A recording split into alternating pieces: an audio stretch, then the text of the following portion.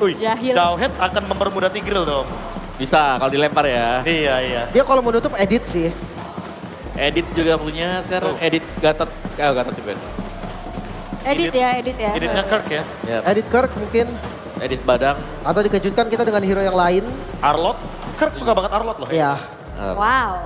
Tapi Iya, dia power banget itu. Tapi di sini Onyx Dance mereka butuh sangat-sangat badan sih sebenarnya. Ya, Arlot tanggung ya. Kayak mungkin semacam Hylos edit juga oke.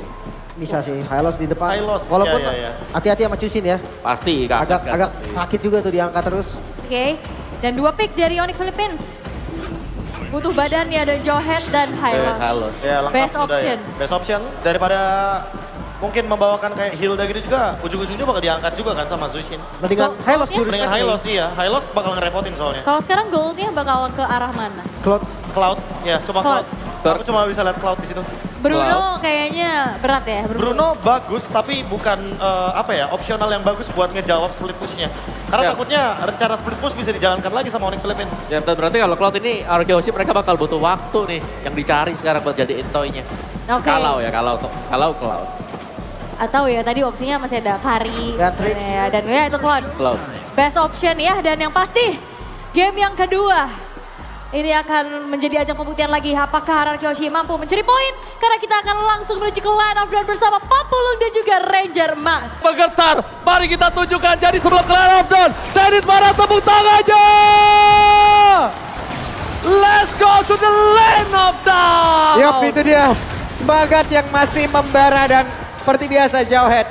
Smart Missile lah yang akan membantu cepatnya pattern farming dari tiap-tiap jungler yang bersama dengan Jawhead itu sendiri. Balik lagi menuju ke landing, ya pattern seperti biasa. Ini akan bermain lebih agresif harusnya. Yap, Kenapa? Karena mereka pede banget ada Jawhead di early. yap. Nah, kalau misalnya Jawhead di early ini akan ngebuat Idok akan menjadi bangsa. Karena kalau udah main di arah mid atau level 4 ke atas, Idok bisa jadi malah petaka. Yap, cuman masalahnya untuk melemparkan Idok ataupun Idok yang akan menjadi orang terdepan terus-terusan ini bukan menjadi pilihan yang baik juga. Dan seperti inilah penampakan dari XP Lane ya, masih adu mekanik aja. Ya kalau ini akan agak bonyok sih ya, sampai turtle lah bisa kita bilang. Nah tapi kalau ngomongin di arah God Lane, nah ini gue belajar dari Kelra loh. Gue sempat lihat Kelra itu, dia nggak pernah ngabisin Rhapsody-nya. Yap. Dia selalu ketika peluru terakhir yang mengeluarkan energinya banyak, di stop sama dia. Bahkan kalau minionnya udah habis, itu pasti di stop sama dia. Yang paling kelihatan itu apabila dia kayak membantu kayak ngambil ke orange buff atau purple buff gitu. Itu kelihatan banget naik turunnya. Jadi setengah dia lepasin, setengah dia lepasin, setengah dia lepasin. Bakal terus-terusan kayak begitu. Jadi Rhapsody-nya ada terus dan itu adalah salah satu trik ya teman-teman ya. Kalian yang mungkin bermain Granger, kalian bisa menggunakan hal tersebut. Dan belum ada sebuah hal yang memang benar-benar dilakukan juga oleh masing-masing pemain dari tiap-tiap tim ini. Karena dengan ada Turtle yang muncul, 2 roamer dari masing-masing tim sudah langsung menampakkan wujudnya. Sudah langsung set up dan siapakah yang akan langsung men-take over Turtle tersebut. Kalau setup kali ini mungkin masih bisa dimenangkan oleh Onyx Philippines. Pertama, lihat dia udah ada Brusco di sana. Idok belum ada Implosion, dia cuma punya Secret Hammer. Dan kita lihat apakah Susujin berani masuk ke dalam. Idok mencoba untuk mengusir sosok dari seorang Kirk. Meanwhile di sana Reset terkena Shadow Kill. Gak ada Crimson Bacon lagi, tapi damage-nya masih belum cukup. Riz masih selamat. Backline-nya bakal coba diantar selain saya. Ada pakan Susujin berhasil men-take down perpasukan dari tim Onyx Philippines di backline. Gang pass to everybody seperti biasanya, tapi Kirk terlalu kuat walaupun harus tumbang. Dan Turtle pertama masih bisa diamankan oleh para pasukan dari tim RRQ Hoshi harusnya. Let's go, one last man standing yang gak akan ada jalan untuk pulang. Meanwhile, sosok Super Prince dengan Loi-nya berhasil mendapatkan double kill. Setidaknya at least dalam kegagalan mereka mendapatkan Turtle, 2 poin kill mereka dapatkan. Yap. 2 game tanpa mendiskreditkan hero yang lain kembali. Volveus yang mengambil peran untuk bisa ya. Benar-benar untuk bisa menghabiskan soft skill yang ada untuk bisa ngezoning player yang ada. Paket komplit dari Volveus benar-benar ditunjukkan di tiap permainan di game yang pertama dan di Turtle barusan. Ya, Turtle pertama, memang kalau data juga sebenarnya emang Joy yang punya power akan Turtle pertama. Iya. Tapi selanjutnya ini akan berbahaya untuk Rince. Rince juga harus nyimpen Crimson Bacon-nya. Gak bisa sembarangan. Kayak tadi, ketika udah gak ada flicker, karena Crimson Bacon, dia gak punya jalan untuk pulang. Untung aja damage-nya King Kong itu gak cukup. Belum cukup tadi. Bayangin kalau damage-nya cukup. Rince tumbang, powernya jadi 4 versus 5, itu gak akan adil untuk para pasukan dari RRQ Hoshi. Oke. Ini masalah Idok sekarang punya flicker. Idok mau ciptain sebuah momentum ini bisa banget. Secret Hammer-nya berhasil sih. Yes, tapi di depan sana Kirk bakal coba untuk mundur dengan ada Cloud Speedway, bakal coba ditarik-tarik, nggak ada yang berani masuk dan itu dia the power of Super Prince dengan Louis-nya bermain dari front to back kayaknya bukan jawaban untuk RRQ. Yap, terlalu beresiko juga Gue kalau gak tadi. menyarankan sih untuk RRQ bermain dari front to back kayak gitu. Flanking adalah jawaban untuk seorang Super Prince sih menurut gue. Terlalu berbahaya juga di depan umum tadi emang benar-benar kalau mau ngambil high loss walaupun tadi belum ada implosion yang keluar, belum ada flicker yang keluar. Modal dengan sikat hammer, source damage dari rekan-rekannya juga belum cukup tadi, nggak mau dipaksain. Sebuah pemilihan keputusan yang cukup baik dari RRQ barusan. Yes, yes. Tapi kalau kita melihat kondisi dari RRQ Oshi, mereka kali ini benar-benar ngasih waktu untuk sosok Toy di head to head di mid to the late game. Mungkin Toy ini bisa menjadi jawaban. Karena ngomongin dari Kelra, selama dia Sky Pisternya nggak aktif banget, nggak benar-benar stucknya banyak, itu Kelra juga bakal akan sulit untuk bisa tumbangkan seorang Idok ataupun seorang Tyrant. Ini pemilihan cukup berani juga loh dari Toy. Toy-nya emang benar-benar ingin mengamankan ke arah flicker loh. Ya. Benar-benar mau flicker. Karena kalau ngomongin ke arah Purify, sebenarnya ini jawaban untuk gimana caranya Toy untuk bisa masuk ke dalam sih. Dia nggak berani lewat depan, dia nge-flank lagi. Posisi terbuka di arah Turtle. Brusco memberikan jawaban. Dairon bisa melakukan Sonic Knot, membuat Brusco mengeluarkan Unstoppable Force-nya, tapi ditahan benar dengan sangat maksimal dan Red mencari Sonjet. Berhasil mendapatkan satu poin kill atas King Kong kembali. Membuat para pasukan dari tim RRQ mendapatkan keuntungan bahkan Sonjet. Double kill dan Super Prince terperangkap. Bakal coba di take down. Ter-take down Super Prince. One last hit. Berhasil dimakan. Tapi jangan lupakan Papulung. Satu buah poin kill didapatkan Kelra. Aktif dari Sky Pisternya. Bahkan membuat para pasukan dari tim Onyx Filipin udah punya jawaban untuk seorang Kelra. Begitu panjang team fight yang terjadi diawali lagi oleh Dairon. Benar-benar diawali oleh Dairon. Dairon tidak menyelesaikan begitu saja, tapi dia akan terus-terusan menemani. Dan tadi Rins lah yang menjadi satu positif untuk bisa mengatakan damage. Dan sekarang ada semua hal lagi yang dilakukan. Unstoppable Force-nya dan ada satu hal yang membuat No. Terlalu bersemangat. Shutdown 2 kali tumbang dari King Kong. Dibayarkan dengan satu shutdown Susujin. It's totally worth it. Dan bahkan di depan sana Brusco langsung coba di teleportation dengan Super Prince Tour and Travel karena bottom lane. Untuk coba melakukan cover terhadap Kelra. Karena melihat kondisi Kelra yang sangat owning. Ini berbahaya banget sih untuk para pasukan dari tim RRQ Oshi. Jadi dia mulai agak concern ke arah Kelra. menjadi hal yang sangat-sangat cukup berimbang jadi ini. Dari perolehan tadi network yang cukup banyak loh networknya tadi. Dan sekarang hanya bertelepon sekitar 1100 dan ada kesempatan lagi di bagian bawah. Tapi Kelra. Itu dia Kelra. Sekali dari Sky Pisternya udah aktif, udah menyala. Dia bakal langsung mengeluarkan jurusnya. Dia langsung ada shadow kill ke arah tengah dan Riz. Crimson Baker save dari for this time. Dairon sedikit melakukan cover terhadap sosok seorang Riz. Bayangkan gak ada Dairon. Itu sekalipun ada absorb damage dari Crimson Baker itu gak akan berguna. Dan ini dia, satu sosok orang yang cukup mengerikan harusnya. Dari tim Arakyoshi udah mulai paham harusnya kalau Kelra dengan Granger, dia safety banget mainnya. Yep. Pasti ada di ujung berung dia. Di ujung burung. Cuman masalahnya sekarang Toy juga ya. Toy bisa dibilang dari sisi leveling Toy sangat-sangat baik sekali. Dia bisa mengamankan begitu banyaknya juga dari wave minion yang ada. Dan sekarang mereka yang memfokus lagi di area Delta Turtle-nya. Barusan dengan Lantern Flare yang memang keluarkan ini dia. Itu blessing duel from Toy. Memporak-porandakan backline para pasukan dari tim Onyx Philippines. Sosojin mencoba untuk melakukan eksekusi. Tapi Rinsya langsung melakukan following damage. Berhasil mendapatkan curve. Membuat para pasukan dari tim Arakyoshi mendapatkan 4 point kill. Dan juga bahkan tim Onyx Philippines harus kehilangan turtle mereka. What a implosion from Idol. Finally, momentum hero yang kita tunggu dari Idol sudah memberikan jawaban. Di-grillkan implosion yang begitu baik mengawali semuanya, menghabiskan 4 player sekaligus. Wah gila, Idol make a move. Gambling yang sangat berani dengan melihat tidak adanya Purify di tangan dari tim Onyx Philippines. Dan ini dia ada instant replaynya. 4 player tadi emang benar-benar semuanya kena. Ada beberapa player mencoba untuk kabur tapi semuanya udah on position gitu. Bahkan pergerakan dari Toy yang mungkin cukup jauh.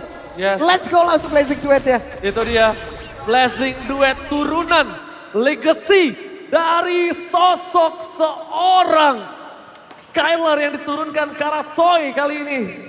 Benar-benar membuktikan kalau Toy mampu untuk catch up dengan gameplay yang dimiliki dari tim Arakyoshi. Luar biasa permainan dari tim RRQ Oshi. Mereka tinggal ingat di game yang pertama mereka juga owning. Tapi comeback terjadi. Jangan sampai hal itu terjadi kembali. Dan untungnya Kelra dari Skyfisher-nya kali ini udah terkena 1 kali pengurangan. 1 pemotongan ya. 1 kali pengurangan. Oke, ada pemain terhadap dari Skyfisher. Cuman sekarang mereka juga benar-benar harus aware lagi ya terhadap perpindahan tempat. Mereka juga harus aware bagaimana menjalankan lagi dari wave minionnya. Mereka punya cloud, mereka bisa manfaatkan itu. Mereka bisa menghancurkan laning atas mereka lalu lari ke tengah lagi. Itu seperti apa? Cuman dengan adanya pergerakan dari ini Super Prince. Ini bisa ada di mana-mana loh. Nah, late game-nya yang mengerikan. Kenapa aku bilang tadi jangan sampai mereka terlena dengan kemenangan 2000-3000 gold ini? Karena ingat masih ada Hayabusa, masih ada Lowy. Ini Lowy-nya untungnya nggak pakai Purify. Jadi satu Idok tuker Lowy bener-bener worth it banget. Gak bakal ngerugi untuk RRQ Oshi. Bahkan Onyx Philippines yang akan ngerugi.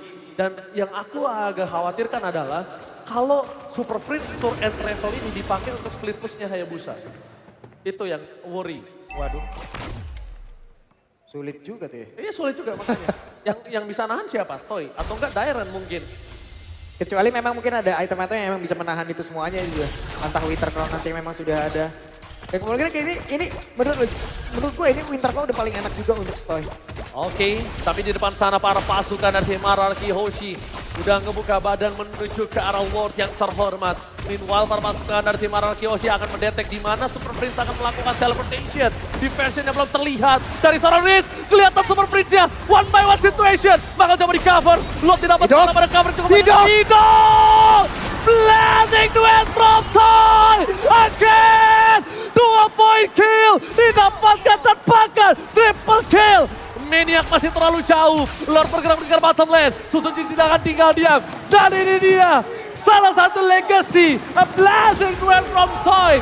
Di following up dengan sangat mahal oleh pasukan tim RRQ Oshi. Ya, ini dia akibatnya membiarkan pergerakan Idok mencoba untuk bisa mendekat dan Idok berhasil, Idok flicker, Idok implosion. 2 player atau 3 player benar-benar tidak bisa melakukan banyak hal. Toy sebagai sang eksekutor dan satu orang yang begitu luar biasa pula. Yes, dan sekarang untuk Super Prince gak boleh lagi berdekatan. Shadow kill menunjukkan seorang Rage ya. Masih mendapatkan 1 point kill. Setidaknya 1-2 point kill didapatkan oleh King Kong. Walaupun itu tidak terlalu berarti banyak. Dengan gold yang sudah diuntungkan oleh tim RRQ Oshi. Tapi satu hal yang mereka harus pahami adalah Super Prince gak boleh lagi kedetek. Super Prince gak boleh lagi berdekatan oleh para pasukan dari tim Filipina lainnya. Karena ketika Idok melakukan initiate power, satu-satunya yang menetralisir dengan cepat itu Super Prince. Dan kalau Super Prince-nya kena, jujur Onyx Philippines gak punya power dobrak lagi. Iya, masalahnya dari tadi juga positioning yang dimiliki oleh beberapa damager yang dipunyain oleh Onyx PH. Mereka udah ada di belakang, Ji. Namun di satu sisi mereka membiarkan barisan terdepan dari RRQ Oshi itu mendekat. Dan itulah yang terjadi apabila ada momentum yang baik, Idok memiliki insting yang begitu mengerikan. Iya. Insting yang dia sangat berani untuk ngebuka vision, berani untuk ngebuka badan. Idok mau bonyok, Idok mau ke pick off itu gak masalah. Gak masalah. Tapi storm skill yang dia inginkan, yang dia mau sampaikan kepada pemain Onyx Philippines, yang penting itu sampai dulu. Dan lihat di depan sana, sosok para pasukan dari tim RRQ, mereka melihat di mana Kirk berada, nanti bisa dikeluarkan bersama para pasukan dari tim RRQ lainnya. Mereka memaksa mendapatkan Kirk, tapi yang sudah dipastikan tidak ada Glorious Pathway. Sebenarnya kalau Glorious Pathway aja yang keluar, menurut aku enggak masalah untuk Onyx Philippines. As long enggak revitalize. Karena revitalize ini yang akan sangat membantu mereka di saat adanya pit Lord selanjutnya. Yap, cuman dengan positioning yang begitu baik dari RRQ Oshi sekarang ini harusnya ya menjadi sebuah hal yang sangat susah untuk Brusco bisa nge-pick up siapapun. Salah satunya. Sementara sejauh ini, Idok Lane menjadi orang terdepan. Dairen ingin dilemparkan di Victor bukan hal yang baik. Idok ingin dilempar bukan hal yang baik. Ini yang harus terus dipertahankan oleh RRQ Oshi selagi begitu banyaknya damager yang mereka miliki sekarang lagi dalam keuntungan yang begitu besar. Benar-benar besar walaupun di satu sisi ya, itemization yang dimiliki oleh Granger itu udah hampir full juga. Yes, dan kali ini menuju ke arah pump yang bakal coba di zoning. Rins, ingat dia nggak boleh sembarangan untuk membuka badan. Oke, gue tahu dia adalah salah satu metal detektor untuk RRQ Oshi. Tapi lihat King Kong. Di mana King Kong berada untuk berhasil melakukan clear ini wise banget.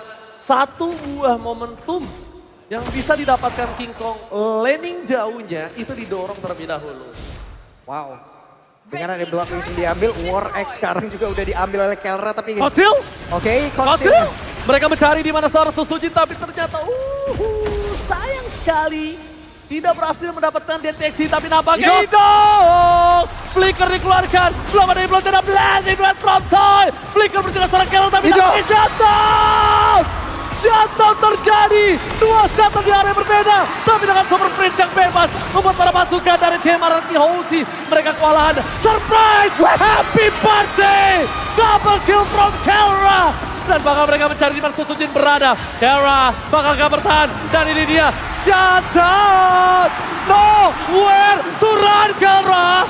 Gak ada jalan untuk pulang. Dan Susujin save the day for Araki Hoshi. Oke, kembali berimbang keadaan dengan setup tadi yang begitu beresiko. Sebuah resiko dengan tidak membawa sebuah Purify ini, Deji. Begitu gangguan terjadi, dia nggak bisa melakukan banyak hal dari toynya. Flicker tadi udah dikeluarkan. BMI nggak bisa karena momentumnya sisinya masih berjalan. Tapi kalau dari yang gue hitung ya, kalkulatnya ini masih berhasil untuk Retribution. Oke. Dan itu dia, masih berhasil. Kenapa? Karena sedikit aja terlambat dari seorang Susujin nge-dealer damage atau dia ngebuka Lord, itu dia bakal telat. Gue pastikan Super Prince bisa dapetin Lord. Itu hampir Kalau loh tadi. dari Susujinnya telat aja buka Lord dikit. Itu tadi udah dihantarkan lah itu loh. Udah travel udah jalan loh. Udah arrive dia tadi di situ, Ci. Yes, benar banget. Tapi lihat, dengan 5 pasukan dari tim Araki Hoshi, mereka mencoba untuk mendorong di 3 lane yang berbeda. Meanwhile, one by one situation dari bottom lane. Pak produser boleh lihat ke arah bottom lane, masih terbagi. Dan Susujin mencari di mana King Kong berada.